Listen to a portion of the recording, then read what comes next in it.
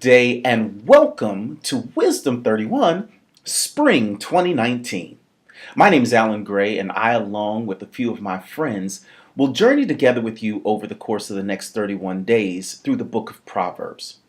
Practical wisdom for living is the central concern of the book of Proverbs. We are told that the beginning and the essence of wisdom is the fear of the Lord. Proverbs often contrast the benefits of seeking wisdom and the pitfalls of living a fool's life.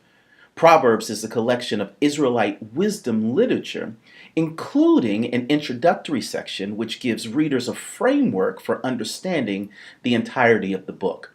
The book includes the work of various authors, but much of it is attributed to King Solomon, and it dates from between the 10th and the 6th century BC. Today we'll be looking at chapter number 1, verse 10. And because of both my introductory statements and my closing remarks, today will be a little bit longer than most. Our normal time frame is between 2 and 4 minutes for these daily devotion. Here's chapter number 1, verse 10. My son, if sinners entice you, don't consent. Solomon, in the introduction of this book, sets a framework for all who would attend themselves to its instruction with two critical details about wisdom. First, wisdom is personal, for he starts out by saying, my son. Woven throughout this book, you'll find relational terminology. There's an invitation to associate yourself with wisdom, to see yourself connected to what you're hearing in that particular moment. Unless you take a personal interest or until you make a personal stake in the conversation, wisdom will simply pass you by. Second, a recurring phrase throughout this book of wisdom is the if-then. This principle sets the stage for what many of us have come to know as cause and effect. If you do this, then this will happen. To every action, there is an equal opposite reaction.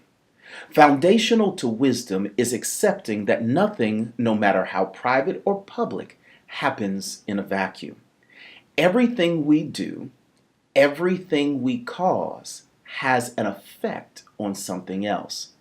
And whatever is affecting us was caused by something. In our text, wisdom points out that sin is an effect. It's not a cause. Sin is not an excuse. It's a reaction to being separated from God, our Creator. The proper reaction to sin is to reconnect with God. Addressing sin can only go so far because it's a symptom. It's an effect.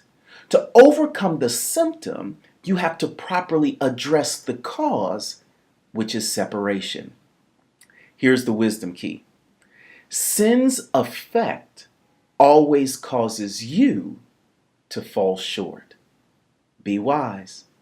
Now, before we close today, I want to challenge you to commit to carving out time for this each and every day.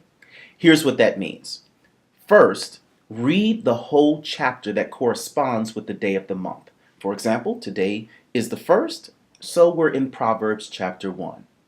Here's the second thing. Listen to our daily devotional thought about the verse, or a verse or two within that chapter. Today was verse 10. 3. Personally consider what your takeaway from the day is. And here's the last thing.